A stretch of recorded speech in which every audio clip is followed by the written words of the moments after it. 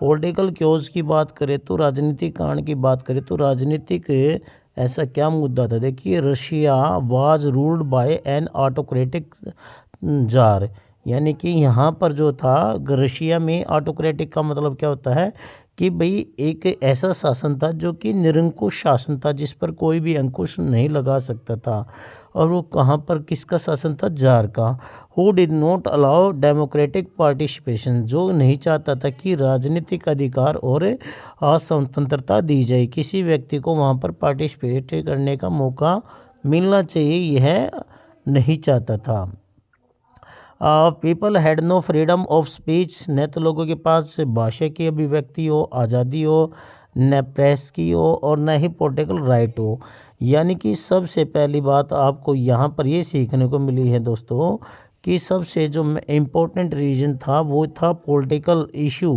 Political issue में आपको पता चला कि ऑटोक्रेटिक जार का शासन था जो कि नहीं चाहता था कि डेमोक्रेटिक पार्टिसिपेशन हो, जिसमें लोगों के पास स्पीच से फ्रीडम ऑफ स्पीच से आए, या प्रेस की फ्रीडम हो, या पॉलिटिकल राइट हो।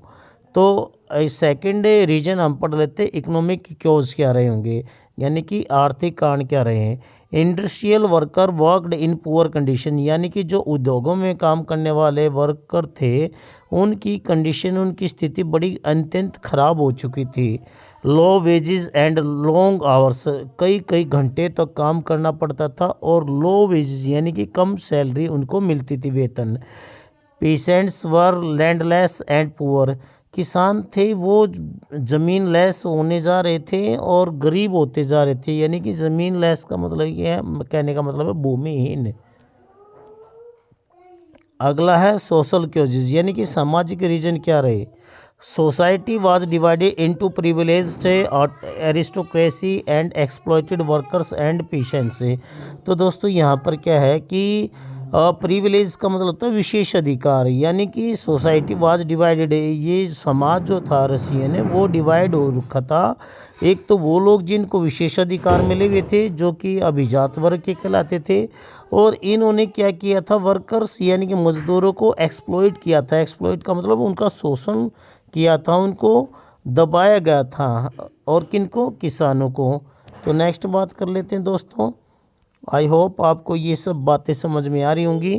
तो अगली कहानी हम पढ़ते हैं कि रोल ऑफ सोशलिज्म, यानी कि यहाँ पर समाजवादी विचारधारा का क्या प्रभाव पड़ा। आइडियाज़ ऑफ कार्ल मार्क्स, देखिए कार्ल मार्क्स की आपको एक पुस्तक याद हो तो मुझे ज़रूर कमेंट करके बताना, बड़ी इम्पोर्टेंट है।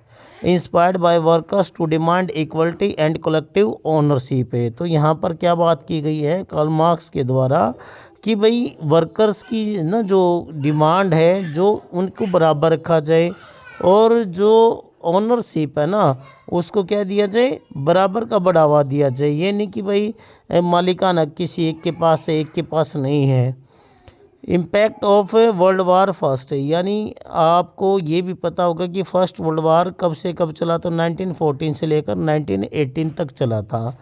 तो इसमें क्या रहा था, Russia defeat in world war first, Russia जो था भाई वो हार गया था फर्स्ट वर्ल्ड वार में।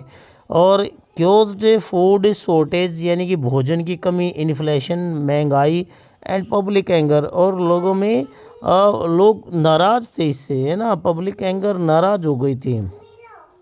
Events of the Russian revolution, यानी कि ऐसी कौन कौन सी घटनाएं हुई जो इस रिवोल्ट को आगे बढ़ाने में सक्सेस रही। तो द फेब्रुअरी रेवोल्यूशन मार्च 1917, यहाँ पर ये आएगा फरवरी की क्रांति। ठीक है दोस्तों, फरवरी की क्रांति। Workers went on strike due to food shortage, worker जो कर्मचारी थे वो भोजन की कमी से स्ट्राइक पर चले गए, यानी कि हड़ताल पर चले गए। सोल्जर ज्वाइंड देम, और इसमें शामिल हो गए आपके वर्कर और सोल्जर सैनिक। जो जार था abdicated and A provisional government was formed. अब यहाँ पर क्या हुई भाई, एब्डिकेटेड का मतलब होता है त्याग देना, छोड़ देना। अब यहाँ पर क्या किया, जो जार का शासन था उसका शासन जो है चला गया, एब्डिकेट हो गया, छोड़ना पड़ा। And provisional government was formed, एक अस्थायी, प्रोविजनल का मतलब होता है अस्थायी सरकार वहाँ पर बनाई गई। आगे बात कर लेते हैं द ऑर्डर रेवोल्यूशन से। यानी कि नवंबर की नहीं दोस्तों, ये अक्टूबर की क्रांति के नाम से भी जानी जाती हैं। अक्टूबर में क्या होता है, जो बोल्शेविक यानी यहाँ पर लेनिन का नाम आएगा। बोल्शेविक लेड बाय लेनिन और through the provisional government and established a socialist government. यानी कि यहाँ पर लेनिन ने क्या किया, जो कि बोल्शेविक पार्टी का था, उसने यहाँ पर अस्थायी यानी कि जो सरकार आपकी प्रोविजनल गवर्नमेंट चली हुई थी उसको रिप्लेस करके उसने सोशलिस्ट गवर्नमेंट बनाई। तो सोशलिस्ट गवर्नमेंट किसने बनाई थी?